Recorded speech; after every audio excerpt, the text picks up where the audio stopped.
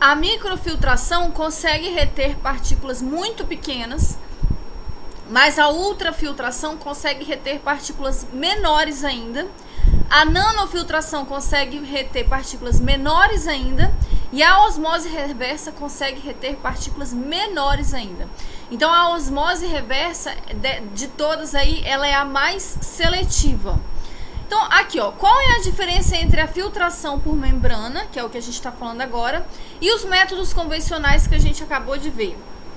Ó, enquanto a filtração convencional promove a separação de partículas sólidas em suspensões líquidas, ou seja, partículas sólidas que não estão dissolvidas, a filtração por membranas permite o fracionamento de partículas muito pequenas, como vírus, bactérias, proteínas e até solutos dissolvidos em correntes líquidas. Então a gente vai ver isso mais a fundo daqui a pouco. Então olha só, quando a gente enche um copo d'água, né, um copo de água que a gente vai beber próprio para consumo humano, a gente tem, além de moléculas de água, a gente tem bactérias, metais pesados, partículas orgânicas, sais minerais. Se vocês pegarem uma garrafinha de água filtrada, vocês vão ver que tem diversos sais minerais ali. Então, em um copo de água, a gente não tem só moléculas de H2O, a gente tem outras coisas ali, né? Para o consumo humano, aquilo ali tá ok, não tem problema nenhum eu ter algumas partículas orgânicas, sais minerais, até alguns metais pesados, não tem problema. Para o consumo humano tá ok. Agora, para muitos usos na área industrial, não tá ok. Eu preciso de uma água mais pura, né? Isentas de, por exemplo, em laboratórios de química, eu preciso de água, em alguns casos, tá, gente? Para algumas análises, eu preciso de uma água isenta de sais minerais. Então essa água aí, mesmo uma água mineral que é um pouco mais pura, ela não serve para muitas aplicações na área industrial. Então o que eu posso fazer? Eu posso filtrar essa água utilizando membranas, principalmente a osmose reversa, que consegue eliminar quase tudo, só fica quase que H2O ali. Então a osmose reversa elimina até 99,98% de contaminantes, ou seja, tudo que não é H2O, sem a utilização de produtos químicos. Então a grande vantagem da filtração por membranas é que ela não utiliza produtos químicos, não utiliza também altas temperaturas, você não precisa da temperatura ali. O resultado desse processo é a água deionizada. Então, se vocês já ouviram falar, não é a mesma coisa que água destilada. A água destilada não passou pelo processo de filtração por membranas, é outro processo. E ela não é tão pura quanto a água deionizada. A água deionizada, ela passou pelo processo de osmose reversa. Que é a membrana, né? Ela foi filtrada ali naquela membrana e que ali tem basicamente quase que só H2O. Então essa é a água deionizada. Acho que é a água mais pura que a gente pode encontrar. Totalmente livre de substâncias que não sejam o hidrogênio e o oxigênio, né, H2O, e apta para diversas finalidades, né, principalmente em laboratórios. Agora, no processo de filtração comum, como é que tem uma diferença no processo de filtração comum para a filtração por membranas, tá? Na filtração comum, todo líquido passa aqui pelo meio filtrante. Parte dos sólidos vão ficar retidos e o líquido clarificado vai sair aqui, né? Agora, na filtração por membrana, repare que aqui todo o líquido passa pelo meio filtrante. Na filtração por membrana, não. Aqui eu tenho uma membrana, tá vendo? O líquido, ele faz esse caminho aqui, ó. Ele passa de forma tangencial pela membrana, ou seja, ele passa de forma paralela, né? A membrana tá aqui, o líquido passa desse jeito aqui, ó. Então, parte do líquido entra e sai. E aí essa membrana, ela vai parte do líquido que está entrando, que está passando por aqui, vai ser filtrado pela membrana. Mas a maior parte do líquido passa reto. Então nem todo líquido é filtrado na membrana, né? Igual na filtração comum, todo líquido passa pela membrana. Aqui não. Na filtração por membrana, ou, né, que a gente chama também de que é uma filtração tangencial, porque ela passa nesse sentido aqui paralelo, né? Somente parte do líquido passa pela membrana. Por quê, gente? Porque essa membrana ela tem os poros tão pequenos que se todo o líquido passa por ali, aquilo é entupido facilmente, tá? Aí reparem, a gente tem, acho que não tá aqui não, ó, tá aqui, ó. Essa figura aqui representa melhor. Isso aqui é a membrana, né? A alimentação do líquido. Então o líquido passa por aqui. Ele faz esse sentido. Parte desse líquido vai ser permeado pela membrana, tá vendo? Vai passar pela membrana. Esse líquido que passou pela membrana, ele é um líquido mais clarificado, mais puro. E o que não passou pela membrana, o que saiu por aqui, ó, a gente chama de concentrado. Concentrado por quê? Porque ele sai com mais impurezas do que quando ele não é que ele sai com mais impurezas. É porque como parte do líquido saiu aqui tem menos líquido, né? Então essa menor quantidade de líquido acaba ficando mais concentrada em impurezas. Então, o líquido que não é permeado a gente chama de concentrado, né? E o líquido que passa pela membrana a gente chama de permeado. Aí, ó, à medida que essa operação vai acontecendo, essa membrana ela começa a ficar saturada, ela começa a ficar, os poros dela começam a entupir, começa a ficar ali acumulado as impurezas ali, não é? É claro que não vai formar uma torta igual na filtração convencional, porque aqui a gente está falando de impurezas muito pequenas, né? Então você não consegue ver ali uma torta. Mas as impurezas, elas vão se acumulando ali na superfície da membrana, e essas impurezas vão impedindo que o líquido continue passando, né? Impedindo o fluxo de líquido à medida que o tempo for passando. Então, repare esse gráfico aqui, ó. Aqui a gente tem o fluxo de líquido permeado, ou seja, o líquido que passou pela membrana com o tempo. A quantidade de permeado vai diminuindo com o tempo por causa desse entupimento das membranas. Então, à medida que quando o fluxo ele diminui muito, a gente tem que parar o processo, limpar a membrana e voltar no início. Aí, gente, esse processo de filtração por membrana, ele funciona através de um fenômeno de osmose reversa.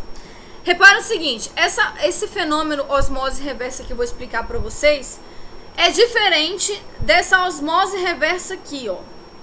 Como assim? Essa osmose reversa é um tipo de filtração por membrana, né? Ela usa a membrana mais seletiva que existe. Agora, o que eu vou explicar para vocês aqui agora é o fenômeno de osmose reversa. Esse fenômeno de osmose reversa é o que permite, é a força propulsora, lembra de força propulsora? É a força propulsora da filtração por membranas. Então, são duas coisas, né? Osmose reversa, tipo de membrana, e aqui osmose reversa, força propulsora. Então, isso é um pouco confuso, tá? Essa força propulsora, osmose reversa, serve para qualquer filtração por membranas. Então vamos lá, primeira coisa, o que é osmose? Vamos supor que a gente tem dois compartimentos, né? A gente tem um frasco separado em dois compartimentos. Esses dois compartimentos, eles estão separados por uma membrana semipermeável.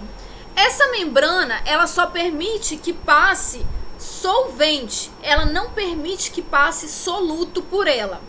E o que a gente tem nos dois compartimentos? No primeiro compartimento, a gente tem uma solução com água mais soluto. Então, esses pontinhos pretos aqui são o soluto, né? Esse soluto, ok. Então, no lado direito, no compartimento do lado direito, a gente tem a mesma coisa. A gente tem água mais soluto dissolvido aqui nessa água. Só que no caso do compartimento do lado direito, esse compartimento, a solução ela está um pouco mais concentrada, e no lado esquerdo a solução está menos concentrada. Ok, o que acontece? Osmose é um fenômeno natural, ou seja, ele acontece naturalmente, você não precisa forçar aquilo. Do movimento do solvente, lembra que o soluto, essas partículazinhas, elas não passam pela membrana. Esse sistema aqui, ele vai procurar um equilíbrio, né? Ele quer que as concentrações se equilibrem. Então, o que vai acontecer? A água que pode passar pela membrana, ela vai sair do compartimento da esquerda e vai passar para o compartimento da direita, com o objetivo de equilibrar as concentrações. Então, ó, vai ter um movimento do solvente, no caso o solvente aqui é a água, nesse sentido aqui, do compartimento da esquerda para o compartimento da direita. E aí vai ficar, ó, isso com o tempo, tá? A água precisa de um tempo, ó. Então, à medida que o tempo passa, a água passa da região menos concentrada para a região mais concentrada. Porque quando a água vem aqui para o compartimento da direita, ela vai... O que ela faz quando ela passa para o compartimento da direita? Ela vai diluir a solução da direita. Então, você vai ter ali um equilíbrio. Aí, tá vendo? Ó, é assim que vai ficar. Reparem que a quantidade de água nos dois casos estava igual antes, né? Depois que ocorre o fenômeno da osmose, a quantidade de água no frasco da direita é maior do que a quantidade de água no frasco da esquerda. Esse fenômeno, gente, acontece muito nas nossas células, no organismo humano, tá? Não vou entrar em detalhes porque eu não sou da área da biologia, então eu não sei explicar isso direito. Mas aí, ó, isso vai até alcançar um estado de equilíbrio, né? O objetivo aqui é tentar diminuir essa diferença de concentração entre os dois recipientes. Agora, o que é osmose reversa? É quando a gente tem, por exemplo, aqui, é quando a gente tem o contrário, né? A água, em vez de ir para a solução mais concentrada, ela vai para a solução menos concentrada, ela vai fazer o contrário. Aqui na osmose, gente, repare que aqui não aconteceu separação nenhuma, muito pelo contrário. O que está acontecendo aqui é um equilíbrio, não está acontecendo separação. Agora, na osmose reversa, você consegue aí uma separação. Como assim? Você tem aqui um frasco, mesma situação. Um frasco com dois compartimentos. Esses compartimentos são separados por uma membrana semipermeável que permite somente a passagem de água. O frasco, a parte da esquerda está menos concentrada e a parte da direita está mais concentrada. Na osmose, o natural é que a água passe da esquerda para a direita, né? Tem esse sentido aqui. Mas na osmose reversa, a água vai passar da direita para a esquerda, só que ela não vai fazer isso de forma natural. Para que ela faça isso, você tem que forçar a passagem dela. Então, ó, o movimento do solvente da água da solução mais concentrada para menos concentrada. Para que isso aconteça, você tem que aplicar uma pressão aqui, ó, porque você quer que a água faça esse caminho aqui. Esse não é o caminho natural dela. Então, você tem que aplicar uma pressão aqui para forçar a passagem da água da esquerda para a direita. E somente água vai passar porque essa membrana aqui permite a passagem somente de água. Como é que vai ficar isso? Vai ficar desse jeito aqui, ó. Esse processo é muito utilizado para dessalinização da água, ou seja, para tirar o sal da água. Então, vamos supor, aqui, ó, eu tenho água... Aqui, ó, nesse primeiro frasquinho, aqui eu tenho água pura, somente água, e aqui eu tenho água salgada. Você vai aplicar uma pressão aqui, a água que está aqui na água salgada vai passar para o frasco da esquerda, que tem água pura, né? Então aqui vai ficar mais concentrado em sal, né? E aqui eu vou ter água pura. Só que por que esse é um processo caro? Porque custa caro você aplicar essa pressão aqui, né? Então, você precisa de energia para conseguir aplicar essa pressão aqui. Por isso que não é um processo tão barato. Por que eu tô explicando isso, gente? Porque é o seguinte, quando a gente vai fazer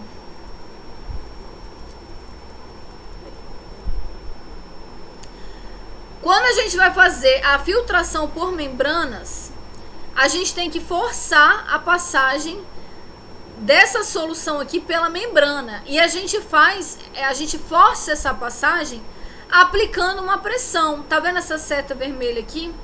Então, a pressão é nesse sentido aqui. É no sentido de... indo na direção da membrana, né? Na direção da passagem que você quer. Então, é por isso que a gente chama esse processo aqui de osmose reversa. Então, a gente força a passagem da solução pela membrana através da aplicação de uma pressão.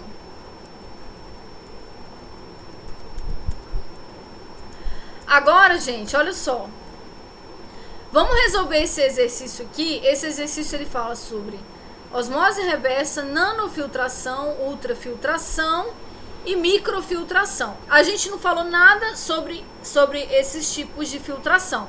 Mas vamos resolver esse exercício só observando essa figura aqui. O que significa essa figura aqui? Ó, aqui a gente tem o diâmetro do poro. Então, na microfiltração... Ei, meu Deus. Na microfiltração, o poro é de 0,1 a 5 micrômetros. Micro significa 10 elevado a menos 6. Então, é um tamanho muito pequeno de poro. Na ultrafiltração, o diâmetro é de 0,01 a 0,1. Então, reparem que a ultrafiltração, o diâmetro do poro é menor do que na microfiltração. Então, a ultrafiltração ela é mais seletiva do que a microfiltração. A nanofiltração, o diâmetro do poro é menor ainda. E na osmose reversa é menor ainda. Então, a osmose reversa, ela vai deixar passar menos coisa do que as demais filtrações. Repara o seguinte, ó. Essas setinhas, elas indicam o que está passando e o que está ficando. Ó. Cada seta representa uma impureza. Então, aqui não dá muito bem para a gente diferenciar uma impureza da outra. Então, essa seta mais grossinha, ela representa bactérias e gorduras. Então, perceba que todas as membranas, né, a microfiltração, ultrafiltração, nanofiltração, todas elas não deixam passar bactérias e gorduras. Tá vendo aqui, ó? Depois, a gente tem uma outra setinha aqui que é proteínas. A microfiltração deixa passar algumas proteínas, mas retém outras proteínas. Depende do tamanho da proteína. A ultrafiltração não deixa passar nenhuma. A nanofiltração também e a osmose reversa também. Agora, vamos observar aqui a pressão. Lembra que eu falei que tem que aplicar uma pressão? A pressão vai ser diferente de acordo com a membrana que eu estou utilizando. Obviamente, na osmose reversa, a pressão que eu tenho que aplicar é muito maior, porque os orifícios são muito menores. Agora, na microfiltração, a pressão que eu tenho que aplicar é menor, porque os orifícios são maiores e por aí vai. Aqui tem uma representação, ó, alimentação. O que passou pela membrana é o permeado e o que não passou pela membrana, o que vai, né, é a corrente concentrada. Agora vamos ler o exercício. Ó. Ele está perguntando, ó, conforme as características dos processos, pode-se concluir que a osmose reversa apresenta as mesmas condições operacionais da nanofiltração, devido às membranas terem os mesmos diâmetros. Errado, né? A osmose reversa usa uma pressão muito maior porque as membranas têm diâmetros menores. Então essa está errada. Letra B. A pressão de operação dos sistemas de separação por membranas é menor do que nos processos de filtração normal. Não. Na separação por membranas, a pressão que você tem que utilizar é muito maior do que na filtração normal, porque os poros são muito menores. Então, essa está errada também. C. Dentre os processos de separação por membranas, A microfiltração apresenta a menor pressão de operação devido ao maior diâmetro dos poros da membrana. Tá correta essa, ó. A microfiltração tem a menor pressão de operação, ela não precisa de uma pressão muito alta, porque os seus poros têm o maior diâmetro em relação aos poros das demais membranas. Então essa tá correta. Vamos ler as outras. As técnicas de separação por membrana são exclusivas para partículas sólidas. Não, lembra também que eu falei que consegue separar partículas que estão dissolvidas? As partículas que estão dissolvidas, pensa, por exemplo, no açúcar dissolvido na água. Quando o açúcar é dissolvido na água, ele não está no seu formato sólido mais. Então, ele separa também soluções. Com relação ao tamanho de poros, as membranas de osmose reversa são as menos restritivas. Pelo contrário, são as mais restritivas, né? Ela não permite a passagem de quase nada. Então, essas duas também estão erradas. Agora vamos ver mais ou menos, gente. É claro que isso aqui vocês não precisam decorar, né? O importante é que vocês saibam quais membranas são mais seletivas. Isso aqui é só pra gente ter uma ideia. Ó, a microfiltração é a filtração por membrana menos seletiva, porque os poros são os maiores de todos. Então, repare aqui, ó. Aqui eu tenho a membrana, né, da microfiltração. Ela deixa passar água, íons monovalentes, íons multivalentes, vírus. Algumas bactérias elas não deixam passar. Desculpa. As bactérias elas não deixam passar. Sólidos suspensos, né? Sólidos suspensos são aqueles sólidos que não estão dissolvidos, né? Que ficam ali suspensos na solução. Então, dependendo do tamanho, elas retêm o sólido, né? Mas se o sólido suspenso for muito pequeno, ela acaba deixando passar, né? Lembrando que a filtração comum, o que a filtração comum filtra? Justamente os sólidos suspensos. Agora, o que são íons monovalentes e íons multivalentes? Isso aqui eu não sei se vocês se lembram lá de Química Geral 1, né? Quando a gente pega, por exemplo, NaCl, que é o sal de cozinha, e dissolve na água, o NaCl, essa ligação aqui, ela se desfaz. O NaCl vira íons Na+, e íons Cl-. Esses íons aqui, né, como é só mais, né, mais, eles são monovalentes, né? O mais aqui quer dizer que o sódio doou um elétron, né, perdeu o elétron, e o cloro ganhou um elétron. Agora, íons bivalentes ou multivalentes são esses aqui, ó. Se eu pego hidróxido de magnésio e dissolvo lá na água, vai virar Mg, essa ligação aqui, ela vai se desfazer, vai se quebrar. Eu vou ter Mg2+, mais OH-. Esse íon aqui é um íon bivalente, né? Porque ele perdeu 2 elétrons. Os íons bivalentes, geralmente, eles têm tamanhos maiores do que os íons monovalentes. Por isso que eles são... algumas membranas deixam passar os íons monovalentes, mas não deixam passar íons bivalentes, porque os bivalentes tendem a ser maiores. Isso vai depender também do átomo que a gente está falando, tá, gente? Ó, as pressões aplicadas são consideradas baixas em relação às demais filtrações por membranas. Baixas justamente porque os poros são maiores, então é mais fácil passar. Não deixa passar sólidos suspensos grandes, colóides e bactérias, mas deixa passar sólidos suspensos muito pequenos. Deixa passar material dissolvido, né? Isso aqui, ó, íons monovalentes e íons multivalentes são materiais dissolvidos. A ultrafiltração é mais seletiva do que a microfiltração, porque os seus poros são menores. Por isso, as pressões aplicadas são consideradas médias, são pressões maiores do que a microfiltração. Não deixa passar proteínas, polissacarídeos, óleos emulsionados, material particulado, vírus, bactérias, colônia, entre outras coisas, tá? Então, deixa passar água, sais minerais, ácidos, bases dissolvidos. Então, geralmente, substâncias dissolvidas, ela deixa passar. Então, por exemplo, se eu quero separar água de sal, eu não posso usar a ultrafiltração, não vai servir. Se eu quiser fazer a dessalinização da água do mar, a ultrafiltração não vai servir. A nanofiltração, ó, deixa eu passar aqui, ó, a nanofiltração, ela começa a reter íons multivalentes, né, que são íons, são substâncias que foram dissolvidas, né, são soluções. A osmose reversa, ela já não deixa passar nem íons monovalentes. Então, na osmose reversa, eu consigo, por exemplo, separar sal, cloreto de sódio, que foi dissolvido na água. Então, por isso que eu uso a osmose reversa para conseguir a água deionizada. Ou seja, aquela água que só tem mesmo H2O praticamente.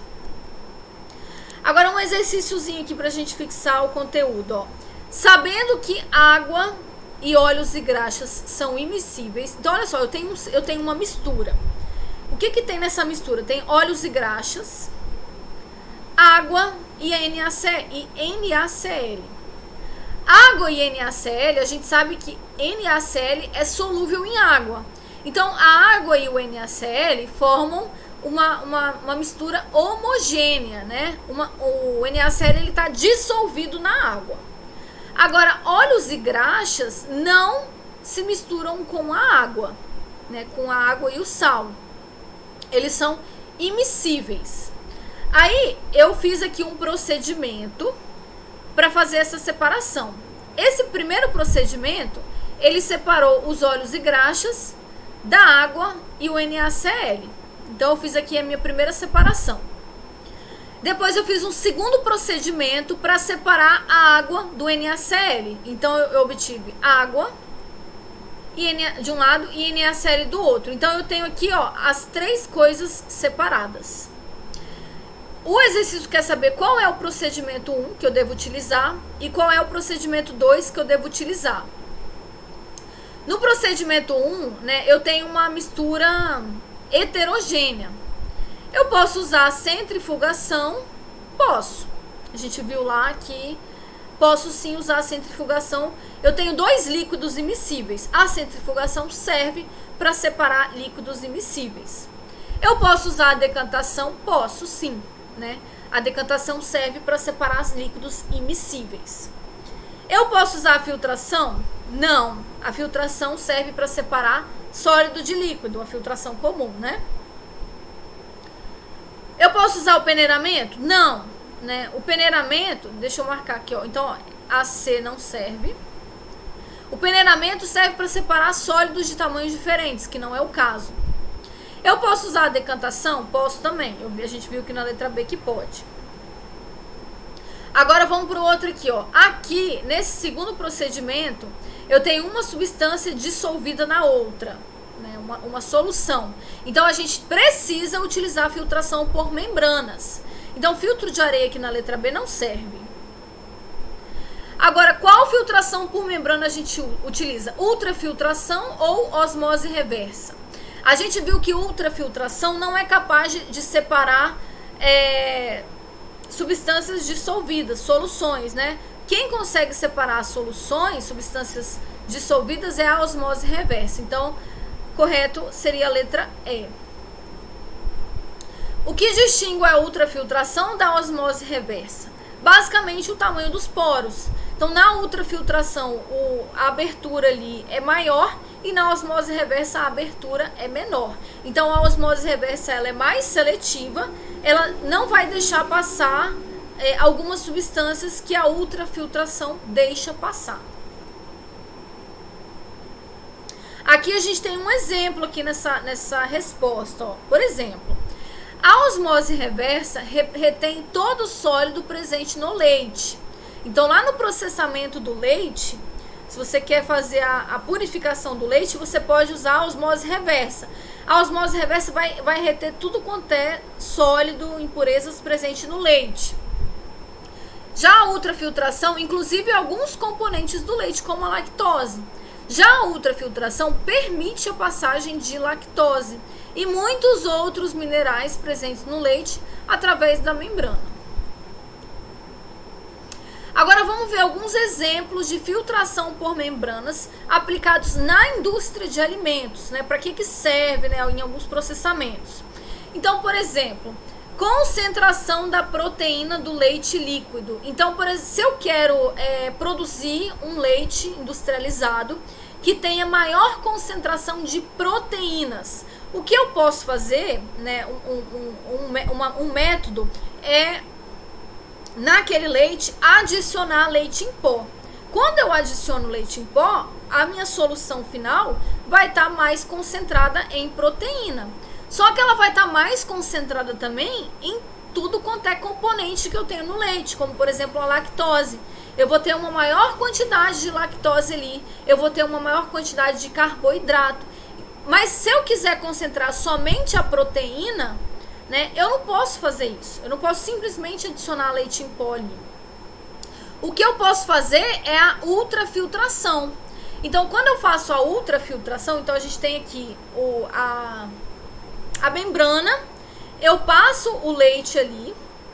A ultrafiltração, essa membrana aqui da ultrafiltração, não vai permitir que a lactose passe pela membrana. Mas outras coisas, não vai permitir que a proteína passe pela membrana. Mas vai permitir que passe outras coisas, né? Então, aquele leite ali no final, ele vai estar mais concentrado na proteína, sem necessidade de eu adicionar leite em pó. Ó, quando eu adiciono leite em pó, quais são os problemas, né? Deixa um sabor de leite cozido, aumenta a doçura pelo excesso de lactose, né? Então a gente tem esses problemas aqui. Outra coisa também, segurança microbiológica dos produtos lácteos, né? O que eu posso fazer? Geralmente a gente faz um tratamento térmico nos alimentos, né? Para matar os micro-organismos. O que eu posso fazer é em vez de fazer esse tratamento térmico, porque esse tratamento térmico, ele pode, a gente viu na aula passada, que ele pode alterar o sabor dos alimentos, ele pode matar alguns nutrientes, né? Então esse tratamento térmico, às vezes ele prejudica a qualidade tanto a qualidade de sabor quanto a qualidade nutricional. O que se pode fazer é a microfiltração daquele alimento, porque a microfiltração vai reter os micro-organismos e vai deixar passar somente o leite, né? O leite e outros componentes do leite, porque a microfiltração, ela não é tão seletiva, mas ela impede que passem os micro-organismos, as bactérias, por exemplo. Então, é uma forma de você... É um tratamento alternativo ao tratamento térmico.